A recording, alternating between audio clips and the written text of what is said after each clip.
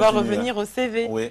Ben oui, parce que donc on avait vu avec Ida les 5 points clés pour avoir un CV gagnant. La règle des 5 C. Moi, j'écoute. Hein. Ah oui. Donc, on peut peut-être la rappeler pour ceux qui n'étaient pas là ou qui n'ont pas suivi. Oui. Les 5 C pour un bon CV. Alors, un bon CV, on avait commencé par la concision, 1 à 2 pages. On avait enchaîné avec la clarté des informations. Donc, sachez qu'un recruteur s'intéresse à qui vous êtes, où est-ce que vous travaillez, depuis combien de temps. Faites en sorte que la bonne information soit claire et accessible. On a parlé de la construction. La construction. Ça veut dire que la direction que vous voulez donner à votre plan de carrière, elle se voit finalement dans votre CV. Hein. Depuis le bas du CV, vous avez tout. On a un appel téléphonique directement pour vous. Allô, bonjour. Oui, bonjour. Vous voulez poser une question à notre... Expert emploi. Allez-y. C'est ça, exactement. Allez-y. Alors, voilà, c'était juste pour savoir si elle avait une proposition ou une stratégie à proposer pour pouvoir bénéficier voilà, augmenter ses chances d'être recrutée. Oui, ça passe déjà par un bon CV.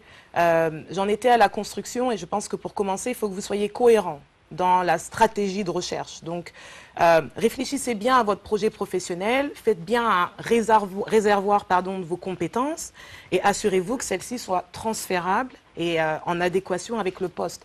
Évitez les CV « on ne sait jamais », les CV « je sais tout faire » parce qu'on l'a vu plus tôt, le recruteur passe très peu de temps à finalement s'intéresser à votre profil. Donc, faites vraiment en sorte que votre CV soit percutant. Très bien, Raissa. Absolument. Donc, c'est le conseil que je vous donne. Réfléchissez bien à votre projet. Faites en sorte que vous ayez déjà les valeurs ajoutées que le recruteur recherche. Et je vous assure que ça ira tout de suite mieux. Au moins, vous aurez des chances d'avoir des entretiens. C'est très important. D'accord. Parce que, bon, en général, on se laissait piéger par l'adage selon lequel mieux vaut savoir un peu de tout que de savoir tout d'une seule chose. Comme le disait le stage en Pateba de Marco en Côte d'Ivoire. Donc, du coup, on se sentait obligé de faire croire aux recruteurs qu'on a plusieurs cordes à son arc. Oui. On sait faire un peu de tout comme ça. Et s'il dit, bon, lui, il sait faire un peu de tout, c'est mieux de le prendre que de prendre quelqu'un La polyvalence, finalement. Voilà. Oui, alors, c'est un piège. Est-ce que c'est un piège, la polyvalence ou Je considère que c'est un piège. Il faut que ce soit une polyvalence, une fois de plus, cohérente. Le problème quand vous essayez de faire plusieurs choses en même temps, c'est que vous ne montrez aucune expertise. Vous savez tout faire, mais finalement, vous ne maîtrisez rien. Et c'est un petit peu l'impact que votre CV peut donner. Qu'est-ce qu'il maîtrise exactement? C'est vraiment, comme je le disais plus tôt, on parle de valeur ajoutée. Donc, si vous avez fait 6 mois par-ci de maintenance et 3 mois par-ci d'électricité et 4 mois par-là de cuisine, oui. Qu'est-ce que vous maîtrisez? Le recruteur, une entreprise aujourd'hui, ce qu'il faut savoir, le marché est très concurrentiel. Vous n'êtes pas les seuls. Et le recruteur a envie de s'assurer que vous représentez un retour sur investissement, pas un coût. C'est ça la démarche. J'ai investi dans un candidat et je sais qu'il va me rapporter en savoir-faire, en innovation, en créativité. C'est ça qui est important et pas simplement un coût. Donc je recrute quelqu'un qui finalement ne sait pas faire le travail. En tout cas, voilà, merci. Ça va? En tout cas, ça va. Elle a été très, très claire dans les explications et j'en ressors vraiment... Rejoignez-nous sur les réseaux sociaux, sur la page Facebook de Barao Africa. Et il y aura beaucoup plus de détails et puis les contacts seront là. Ida l'expert. Voilà. Exactement. Donc rappelez-vous, tous les 15 jours, vous aurez rendez-vous avec elle. Et puis en attendant, vous pouvez toujours lui écrire par l'adresse de Barao Africa ou l'adresse qui s'affichera sur l'écran. Gardez le contact, c'est le plus important. Alors, moi je voulais poser une question. Est-ce qu'un bon CV peut garantir aux recruteurs d'avoir trouvé l'oiseau rare? Mais en attendant, on a encore un appel que nous allons prendre. Allez, bonjour, bonjour. Ah, il faut baisser le son de la télé. Bonjour. Alors, vous pouvez baisser le son de votre téléviseur, baisser, parce qu'il y a de l'interférence. Oui. Bon, allez-y. Okay. Vous voulez poser une question à notre experte? Voilà. Bonjour Adieu, bonjour Racha. Bonjour. Bonjour. Bienvenue chez vous. Vous avez la parole, Merci. bien sûr. Je suis Emmanuel Aziaba du Togo. Bonjour Emmanuel. Oui.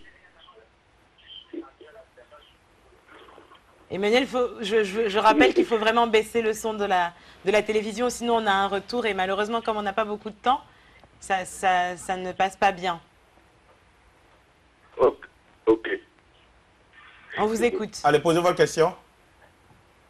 Oui, j'ai noté que le CV doit être concis, clair, construit et cohérent. Mais le cinquième vous échappe. Le 5e point. Voilà le 5e. Et c'est parfait parce que ça me permet de finir ma chronique. C'est parfait, Emmanuel. Oui. Le dernier, c'était concret. Ça veut dire que essayer au maximum, essayer au maximum de donner des informations mesurées et mesurables, des chiffres. Quelle était la taille des équipes que vous aviez gérées si vous êtes directeur? Quel était le développement de portefeuille client que vous avez réussi à atteindre en termes de pourcentage, en termes de chiffres? Essayez d'être concret. Essayez de raconter une histoire et de nous aider à vous visualiser dans l'entreprise. Faites pas un copier-coller d'un descriptif de poste parce que ça n'ajoute pas de valeur. Ce qui nous intéresse, c'est quelle différence est-ce que vous avez faite. Et ces informations concrètes n'appartiennent qu'à vous, Emmanuel. C'est celles qui vous rendent unique. Donc, c'est le 5e point, effectivement, de la concrétude des informations.